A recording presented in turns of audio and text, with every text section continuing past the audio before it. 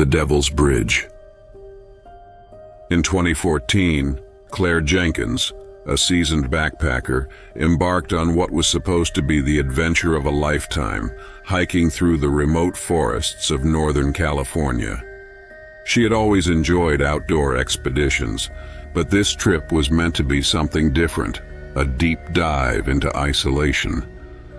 Claire had recently broken up with her longtime partner and wanted the silence of the woods to find herself again. She flew into a small town near the redwood forests, rented a car, and drove into the dense, untamed wilderness. The plan was to hike alone for several days, starting on a well-known trail that would eventually take her to a desolate spot near the infamous Devil's Bridge, a structure locals whispered about but few dared approach. She flew into a small town near the redwood forests, rented a car, and drove into the dense, untamed wilderness. The day she began, the weather was clear with a gentle breeze blowing through the towering trees.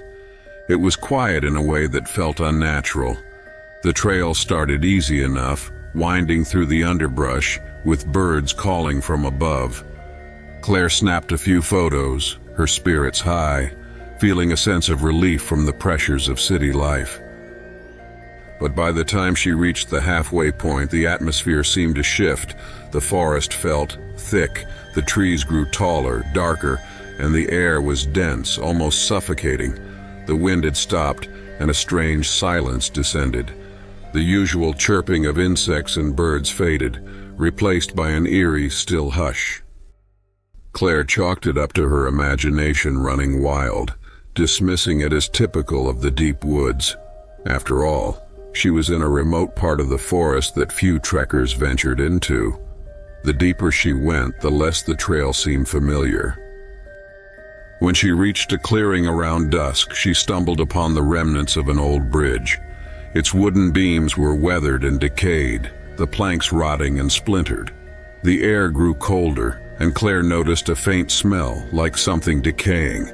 Her stomach churned, but she pushed forward, following the path that now seemed almost to have faded into obscurity. She tried to remind herself that she had planned her route carefully and had enough gear to last for several more days. But as she moved deeper into the forest, the unease in her gut kept growing. The trees seemed to lean in closer, the darkness in the woods darker than before. It wasn't until she reached a narrow gorge that she saw it, the Devil's Bridge, the very one she'd read about in the old stories. The structure loomed ominously over the gorge, barely standing. It looked ancient, with twisted dark wood and strange carvings along the beams. Beneath the bridge, the river churned violently. Claire froze, her breath caught in her throat. A legend from the local town haunted her memory. The Devil's Bridge had been built during the Gold Rush era, and the story went that anyone who crossed it would be cursed, never able to leave the forest.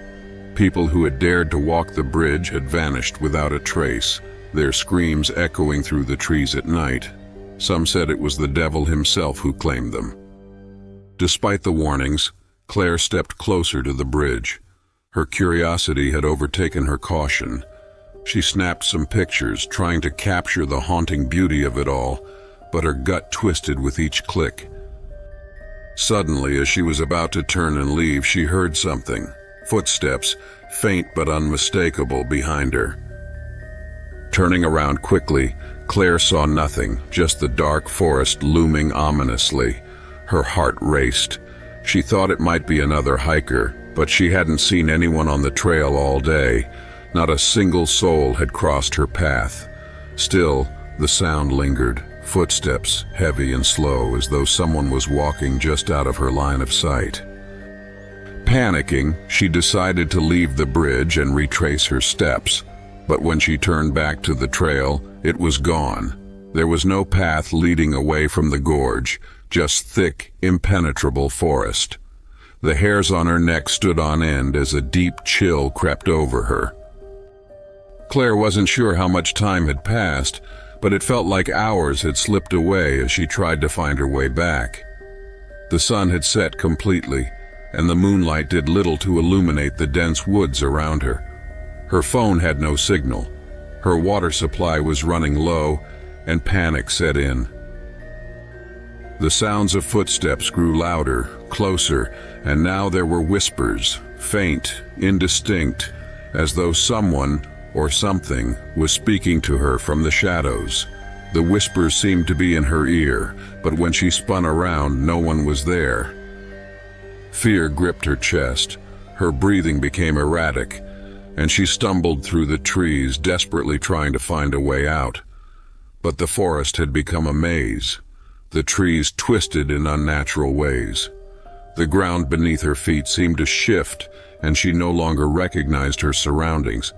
It felt as though she was walking in circles, but no matter which direction she went, the woods became darker, colder, more suffocating. Suddenly she heard it, the sound of a voice, clear and close, calling her name. Claire. It was a low, guttural voice filled with malice, and it came from behind her. Claire spun around in terror, but the whisper continued, growing louder, more desperate. Come closer. Her instincts screamed at her to run, but her legs wouldn't obey. Her body felt frozen, paralyzed. The whispers grew louder, more frantic, like they were trying to pull her toward something in the darkness. It was then that Claire realized she was no longer alone. Out of the corner of her eye, she saw movement, something large, dark, and humanoid standing between the trees. She could barely make out its shape, but it was there, watching her. Without thinking, Claire bolted, running blindly through the woods, her feet stumbling over roots and rocks. Every step felt like it took her deeper into the forest, further from safety. The whispering voice continued to taunt her, mocking her every step. The thing in the woods was closing in, its presence growing stronger. Then, out of nowhere, Claire stumbled upon a clearing. The trees seemed to part just enough for her to see a faint light in the distance. She ran toward it, the fear driving her forward. As she reached the light, she found herself back at the bridge, the Devil's Bridge, the very place she had tried to escape from. The dark figure was standing there now, just on the edge of the bridge, its form barely visible in the shadows. Claire froze, her breath caught in her throat. It was no longer just a shadow. It was a figure, tall and thin, with hollow eyes and a twisted grin on its face. It opened its mouth, and in that moment Claire realized what it was. It was something that had been waiting for her, something ancient, something from the forest itself. She turned and ran, no longer caring about the trail. Her fear overpowered all rational thought. She just needed to get away, to survive. When Claire finally reached the town, battered and broken, hours later, she collapsed at the edge of a road. She had no memory of how she had made it out of the woods. She could barely speak. Her words were frantic, incoherent. The locals who helped her to safety listened to her tale, but they said nothing. They just looked at her with solemn faces. No one ever ventured near the Devil's Bridge again. Some say Claire was the last person to return from the cursed woods. Others believe that the forest doesn't let anyone leave once they've entered.